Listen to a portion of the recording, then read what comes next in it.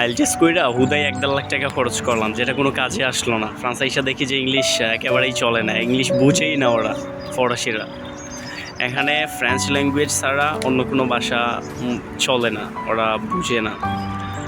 আজকে সকালে আমি গেছিলাম লবণ কিনতে, আমাদের লবণ শেষ হয়ে গেছে, আমরা কেউ খেয়াল করি নাই। আমরা রান্না বসাইছি, বসানোর পরে যে দেখি লবণ নাই, তো আমি গেছি সুপার শপে লবণ কিনতে। গিয়ে ওদেরকে বুঝাইতেই পারে না রে ভাই আমার যে লবণ লাগবে। ইংলিশে বললাম, বাংলাতে বললাম, কিন্তু কোনোভাবেই তারা বুঝে না। পরে আমি তো মোবাইলের সাথে কইরা নিয়ে যাই নাই, আমি তো হুট করেই গেছি তাড়াতাড়ি, যে এইদিকে রান্না বসানো, তো যে মোবাইলও নেই না হলে তো ট্রান্সলেট কইরা দেখাইতে পারতাম। তো কি আর করব, আবার বাসায় আসলাম, রুমে আইসা ভাইয়ের কাছ থেকে জানলাম যে ভাই লবণকে কি বলে। তো ভাই বললো যে লবণকে ওরা সেল বলে। তো এই সেল শব্দটা মুখস্থ কইরা গেলাম, গিয়ে ওদেরকে সেল বললাম, তারপর ওরা বুঝতে পারছে, আমাকে লবণ দিছে। তো বুঝতেই পারতেছেন যে ভাষা না জানলে যে কত একটা ডিফিকাল্ট সিচুয়েশন ফেস করতে হয়।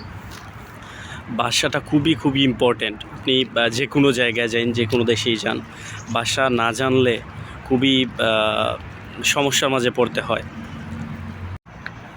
আপনি কাজ করবেন বা কোনো একটা জায়গায় যাবেন, আপনি ডিরেকশন জানেন না, কিভাবে যাবেন না যাবেন। এখন আপনি যদি জিজ্ঞেসই করতে পারেন না কাউকে যে ভাই আমি কিভাবে যাব, আমাকে বইলা দেন, তা এই প্রশ্নটাই যদি করতে না পারেন, তাহলে একজন আপনাকে ডিরেকশনটা বা হেল্প করবে কিভাবে? তো এখানে নতুন যারা আসে, আইসা সবাই আগে ফ্রেঞ্চ ল্যাঙ্গুয়েজের লার্নিং ক্লাস করে মোটামুটি যখন টুকটাক শিখে যায়, এইটা দিয়ে আর কি কোনো মতে চলে। তো আস্তে আস্তে যখন যে পরিবেশে মানুষ থাকেন, তখন অটোমেটিকলি সেই পরিবেশের সাথে ম্যাচ হয়ে যায়। তো এইভাবে আর কি আস্তে আস্তে ভাষাটা শিখে ফেলে। তো কাজের দিক দিয়ে যদি বলি যে ভাষা না জানলে যে কতটা ডিফিকাল্ট সিচুয়েশন ফেস করতে হয়, সেটা হচ্ছে ভাষা না জানলে আপনি ভালো কোয়ালিটির কাজ পাবেন না, ফার্স্ট। দ্বিতীয়ত হলো আপনি সমস্যার মাঝে পড়বেন আমার মতো, যেমন আমি, আমার একটা জিনিস লাগবে কিন্তু আমি জানি না যে এটাকে কী বলে, কোনো কিছু কিনতে যাবেন ওদেরকে বুঝাইতেই পারবেন না।